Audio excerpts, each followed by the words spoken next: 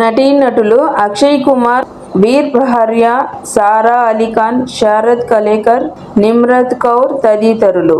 ఇక దర్శకత్వం సందీప్ కేవ్లానీ, అభిషేక్ అనిల్ కపూర్. నిర్మాణం మాడక్ ఫిల్మ్స్, లియా ఫిల్మ్స్, జియా స్టూడియోస్. ఇక సంగీతం Tanishk Bagchi, Justin Varghese. Cinematography Santhanakrishnan Ravichandran. Editor A Sreekar Prasad.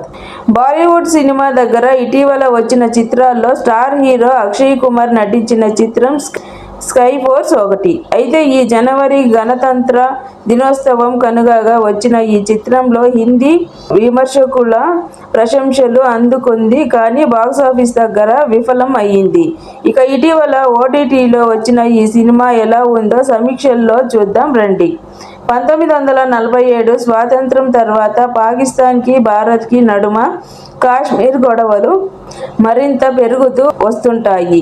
ఈ క్రమంలో పాకిస్తాన్ తరచూ భారత్పై దాడులు చేయడం జరుగుతుంది. ఇలా తమకి యుఎస్ నుంచి కొన్ని అధునాతన వైమానిక సపోర్ట్ భారత్ని ఛాలెంజ్ కూడా చేస్తారు. ఇలా 1971 సమయంలో భారత్ వైమానిక దళంపై ఆకస్మికంగా పాకిస్తాన్ జరిపిన దాడులకు సమాధానంగా స్కైఫోర్స్ మిషన్ పేరిట కెప్టెన్ కుమార్ ఓజా అక్షయ్ కుమార్ తన బృందంతో కలిసి అటాక్ ప్లాన్ చేశాడు. అయితే తన టీంతో ఎంతో అనుభవం కలిగిన ట్రైలర్ స్క్వాడ్రన్ హైలైట్ టాబీగా పిలువబడే టీకే విజయ్ వీర పహార్యాని మాత్రం ఆ మిషన్కి పక్కన పెడతాడు. కానీ కొన్ని ఊహించని కారణాలతో తాను కూడా ఆ యుద్ధానికి వెళ్లాల్సి వస్తుంది. ఇక ఆ తర్వాత టాబీ మిస్ అవుతారు. అలా మిస్ అయిన తాను దొరికారా లేదా, తనకి ఏమయ్యింది, తను ఎందుకు ఆ మిషన్లోకి వెళ్లాల్సి వచ్చింది, చివరికి అక్షయ్ తన విషయంలో ఎలాంటి నిజాన్ని కనుగొన్నారు అనేది తెలియాలి అంటే ఈ చిత్రాన్ని చూడాలి. ఇటీవల బాలీవుడ్ సినిమా నుంచి పలు నిజ జీవిత సంఘటనలు ఆధారంగా సినిమాలు వస్తున్నాయి. అలా వచ్చిన సినిమాల్లో ఈ స్కై ఫోర్స్ కూడా ఒకటి. మన భారతదేశ భద్రతా దళాల్లో ఒకటైన వాయుదళంలో జరిగిన ఒక యథార్థ ఘటనని కళ్ళకి కట్టినట్టుగా ఈ సినిమాలో చూపించారని చెప్పవచ్చు.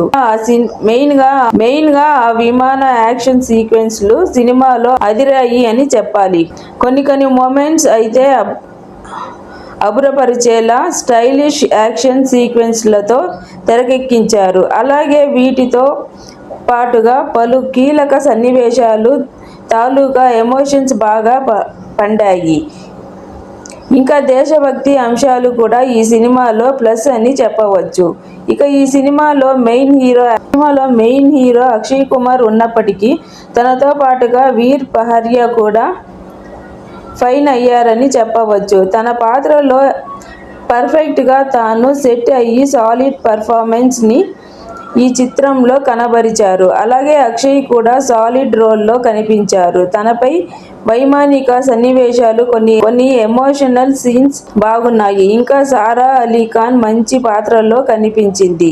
వీరితో పాటుగా శరత్ కలేకర్, ఇతర నటీనటులు మంచి నటన కనబరిచారు.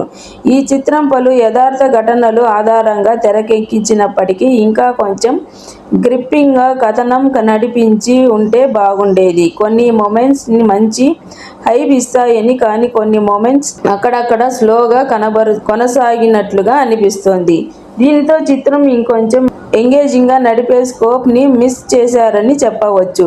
అలాగే సెకండ్ హాఫ్లో లాస్ట్ 25 నిమిషాలకి వచ్చే వరకు అలా కథనం కొంచెం నెమ్మదించినట్టుగా అనిపిస్తుంది. అలాగే కొన్ని పాటలు ఫ్లోలో ఎమోషనల్తో బాగానే బానే ఉన్నాయి కానీ ఇంకొన్ని కట్ చేయాల్సింది. ఈ చిత్రంలో నిర్మాణ విలువలు మాత్రం బాగున్నాయని చెప్పవచ్చు. మెయిన్ గా action episodes, design, visuals effect బాగున్నాయి. ఇంకా బెటర్ గా చేసి ఉంటే మరింత బాగుండేది. కానీ విజువల్స్ మాత్రం ఈ సినిమాలో మెప్పిస్తాయి. అలాగే సంగీతం బాగుంది.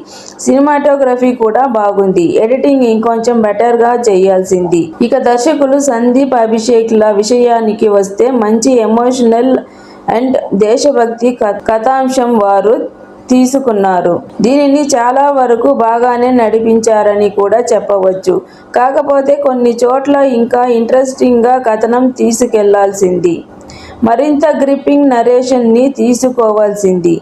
ఇక మొత్తంగా చూసినట్లు అయితే ఈ స్కై ఫోర్స్ చిత్రం థియేటర్స్ లో ఒకంత ఫెయిల్ అయినప్పటికీ ఎలాంటి అంచనాలు లేకుండా ఓటీటీలో ట్రై చేస్తే మెప్పిస్తుంది అని చెప్పవచ్చు. మంచి యాక్షన్, గ్రాండ్ విజువల్స్, అలానే డిజైన్, ఎమోషన్స్ కోరుకునేవారు ఈ చిత్రాన్ని ట్రై చేయవచ్చు. కొన్ని చోట్ల స్లోగా ఉంటుంది కానీ ఇంగ్లీష్ సబ్ టైటిల్స్ లో ఈ చిత్రాన్ని ఒకసారిగా చూడవచ్చు.